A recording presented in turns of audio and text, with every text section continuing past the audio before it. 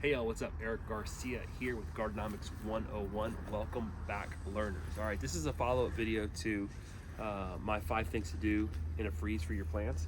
I want to tell you 3 things to do and not do if your plants had some damage from the cold. So first thing we want to do is, if you covered your plant, you want to take the cover off, even if it's gonna, assuming temperatures are above freezing during the day, even if they're going to fall back down to freezing the following night, you want to give your plants an opportunity to breathe. Plants are like humans, they need to breathe. So the first thing I'm going to do is I'm going to uncover, there it is, I'm going to uncover my lime tree. So I bought these frost blankets. These are super convenient. Highly recommend that you invest in these. So here we go.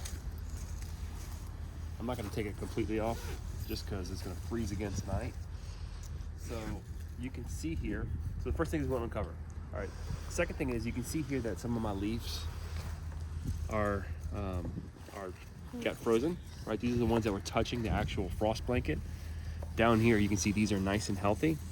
So what you don't want to do, the temptation is to knock off all the dead leaves because they don't look pretty, but don't do that, okay?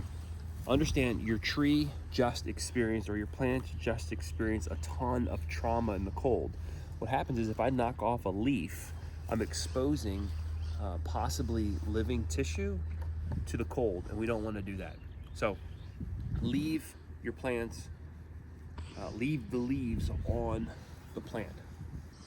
The third thing that you do or do not do is you don't want to prune your plant back. So come see our Mexican petunia over here. So pruning your plant will expose living tissue to the colds, and it'll also encourage growth, and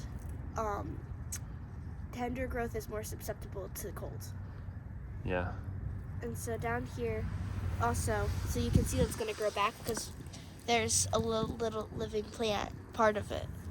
So even though the rest of it is sad and almost dead, it'll grow back because there's a bunch of living parts.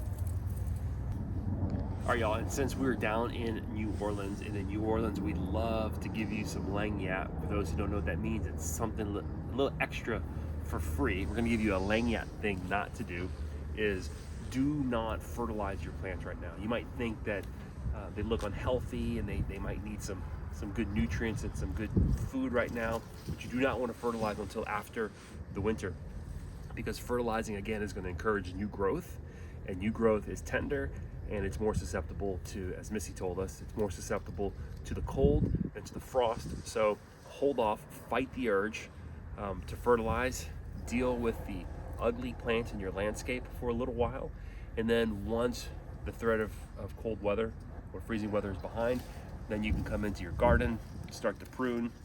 I'll probably prune this lime tree here sometime in late February, early March, ready for springtime.